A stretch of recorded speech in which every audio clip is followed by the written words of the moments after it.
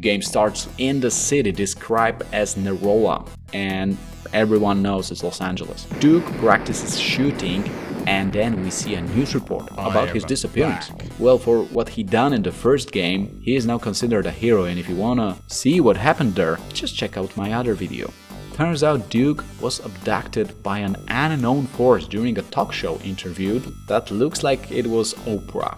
Well, anyway, he was promoting his new book, Why I Am So Great. Also, there is a 4-mile wild UFO floating over Los Angeles, aka Nerola. So I guess it's not hard to connect the spots, right?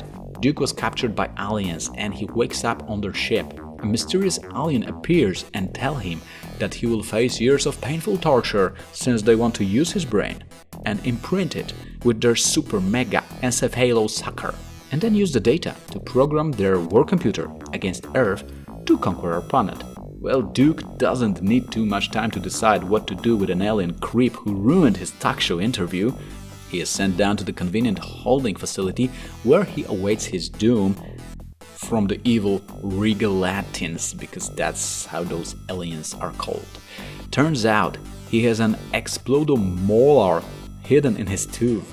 He uses it to easily get out of the cell, and there's a gun locker right outside. After escaping, Duke heads to a nearby cave system and finds a way to the planet's surface. On his way, he finds more and more sophisticated weapons, improving his arsenal. Duke finds a factory and blows up a large reactor, triggering a chain reaction that devastates a nearby alien city.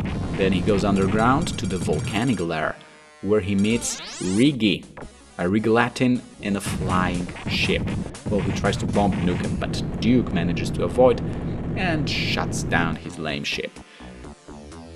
But he meets a dead end, and just when he thinks he will die here, he accidentally opens a secret passage. There he finds an elevator, but it turns out it's going even further down under the surface. But Duke is more than happy to have another round of alien slaughter. As he progresses, he reaches an alien missile vials, a drone generator, and a cavern filled with slimy creatures. But turns out, the cavern gets unstable, so Duke must get out before it buries him. He takes down all the radar dishes on the prison level and meets Stamper, who picks a jet chair as his weapon of choice. Well, Duke whoops his ass and enters a hole that leads to the volcano. Through the volcano, he climbs back on the surface and goes through the ruined city. Then, through the icy mountains, he reaches a Rigelatin military base. Duke conquers it and fights Bomber at the end. And yes, he uses some sort of flying device, as they all do. But this time, Duke also jumps on the ship and they duel in the air. When he kills Bomber, he spots a ship taking off and decides to jump on it. Since the ship is already in the air, Duke barely makes it in time and then climbs up the ship to get inside. When he enters the main hangar, he takes down the radar dishes to avoid detection.